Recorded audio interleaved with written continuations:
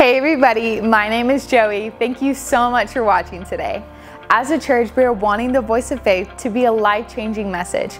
We want to spread encouragement and spread God as much as we can. Today, we pray that you are filled with faith and filled with hope as you hear the voice of faith. Check out this message from Marquis.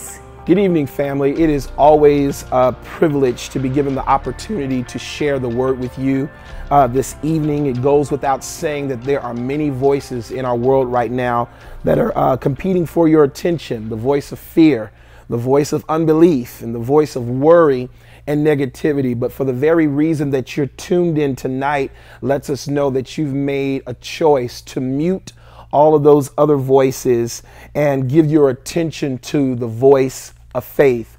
Listen, last week I had the opportunity to share at our Bible study here at the Marietta campus a message entitled Faith Gone Wild. Yes, you heard it correctly, Faith Gone Wild. And we zoomed in on three different individuals in the scriptures who had unique circumstances. The centurion soldier whose servant was sick in Matthew chapter 8. The Gentile woman whose daughter was possessed with the devil in Matthew chapter 15, and then Abraham, who was tested by God to sacrifice his only son Isaac in Genesis chapter 22. And although their scenarios were a little bit different, they all shared a common bond in that they released their faith in such a way that made Jesus stand back and say, "Whoa, I've never seen faith like that." And ultimately, they received the manifestation of what they believed for simply because they let their faith go wild.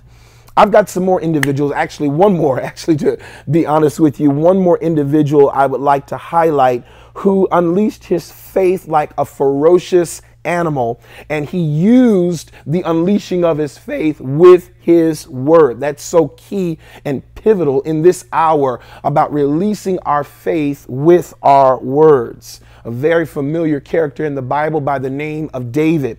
In 1 Samuel 17, we see a giant Philistine by the name of Goliath. We all know his name. The Bible or some commentary records that he was about 9 feet tall and his body armor weighed close to about 100 pounds. And he shows up and he begins threatening the Israelites. And while everyone was shaking in their boots, or their sandals rather, David hears this commotion. And so in 1 Samuel 17, 23 through 27, we see some of the dialogue as this battle ensues. Let's read it. 1 Samuel 17, 23 through 27, it says, "As they talked, behold, Goliath the champion, the Philistine of Gath, came forth from the Philistine ranks and spoke the same words as before." In other words, he spoke the same taunting and intimidating words as before. And David heard him. And all the men of Israel, when they saw the man, they fled from him and they were terrified.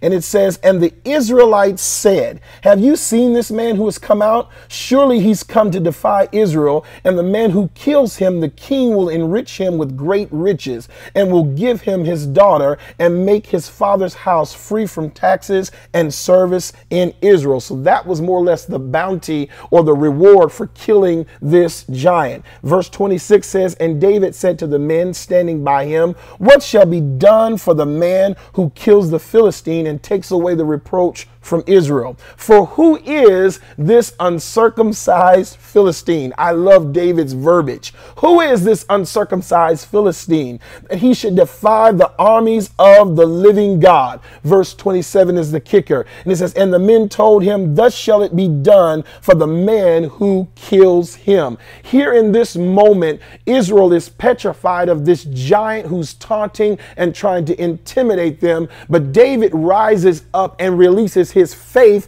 by his words. He asks this question, who is this uncircumcised Philistine? The Israelites' words were, "Oh, we're terrified of him. We don't know what we're going to do. He could possibly kill us." But David says, who is this uncircumcised Philistine. David released his faith like a ferocious animal. I love how the text, as it begins in each verse, it says, and David said. Remember when I said earlier that faith is released when you release your words. My question to you tonight is, what kind of words are you releasing in the face of challenges and obstacles? Let's point out some of the what he said in some of these verses here. Verse 32 of that same chapter, chapter 17, it says, David said to Saul, let no man's heart fail him because of this Philistine. Your servant will go out and fight with him. In other words, I'm not running from the challenge. I'm going to run to the challenge. Let's skip down to verse 37.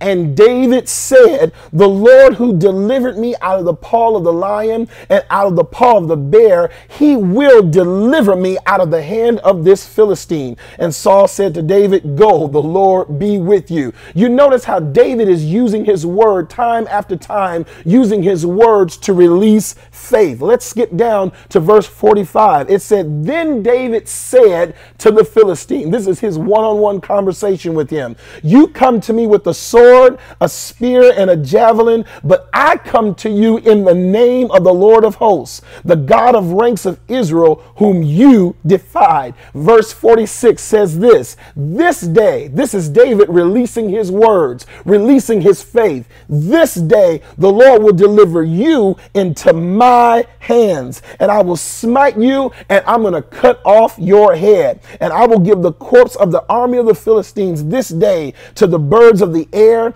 and the wild beasts of the earth, that all the earth may know that there is a God in Israel. Listen, the purpose of your faith is to let the world and the world around you know that there is a God in Israel. Well, let's see what happens after David releases his faith. He takes action. In verse 50, it says, so David prevailed over the Philistine with the sling and with the stone, and struck him down and slew him, but there was no sword in David's hand. Listen, Goliath had all of the utensils. He had the javelin, he had the spear, he had the height, he had all of the armor, and here David had a few smooth stones. Listen, when you release faith, God will use the most unlikely things to defeat your enemy. But the main weapon that we have is right here in our mouth. Listen, your faith goes wild when you release faith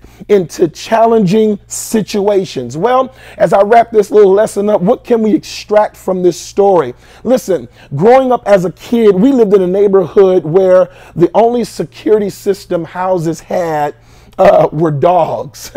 And some of you can attest to that. We knew which houses to play near, and other houses we knew we had to tiptoe around unless we wanted to be chased down by ferocious dogs. Listen, your faith ought to be so ferocious that problems, challenges, and sicknesses should be scared to approach you. They should tiptoe around you. Why? Because your faith, if your faith ever got its jaws on any problem, guess what? My faith is going for the jugular. Yeah, I said it. My faith is going for the jugular of any problem, and it won't let go until that problem loses its pulse. I often hear people saying, oh, I'm waiting on God to bring me out of this, and I'm waiting on God to bring me out of that. But the truth of the matter is that God is waiting on you to release your faith in that situation. And as I close this evening, the story of David and Goliath teaches us what happens when you let your faith go wild. Listen, your faith was not meant to be restricted. It was not meant to be restrained. Neither was it meant to be reserved. Your faith was meant to be released. Listen, Faith World and our friends of Faith World, in this season and for the rest of your life, in fact, let your faith go wild. God bless you. Thank you so much for watching today. As you know, with everything happening today, it is vital that Faith World is able to continue to spread Jesus. We cannot do this without you, the church. So at the end of each video, we always want to give you an opportunity to give so that you can be blessed. The ways that you can give are on the screen. Also, if you need prayer, please email, message us, or call the church so that we can pray with you. Thank you so much for joining us today. We will see you tomorrow.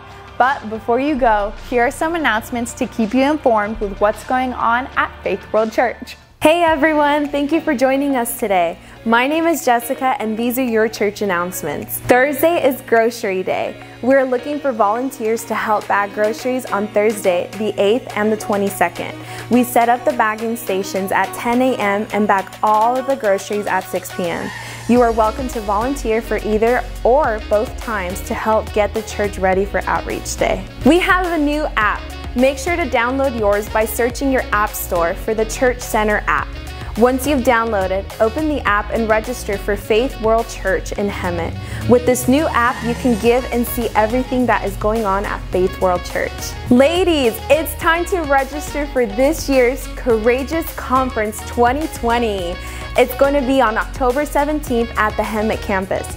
Make sure to register in the lobby or online. The deadline to register is October 4th. We are so excited for this special conference, so make sure not to delay your registration. Hey church, you can now purchase your official Faith World apparel and the new Elevate shirts and hats online at our website, faithworld.church. Make sure to come early to our Sunday morning services for corporate prayer. It starts at 9 a.m. at both campuses. For our Hemet campus, prayer will be held in room 1, and for the Marietta campus, prayer will be held downstairs. We are so excited for our In Him Youth Fire Conference. It is going to be on Saturday, November 14th at 2 p.m. and 6 p.m. at our Marietta campus. This conference is going to be life-changing and impacting youth all over Hemet, Menifee, and Marietta area. There will be food, giveaways, games, worship, and the Word of God. Thanks for being with us today. Make sure to follow us on our Instagram and Facebook and join all of our online broadcasts and services we have through the week on our YouTube channel. You can also continue to sow financial seed by giving on the church app and by our text to give, and make sure that you stay updated month to month by grabbing our church bulletin on your way home. Thanks for being with us today and have a blessed week.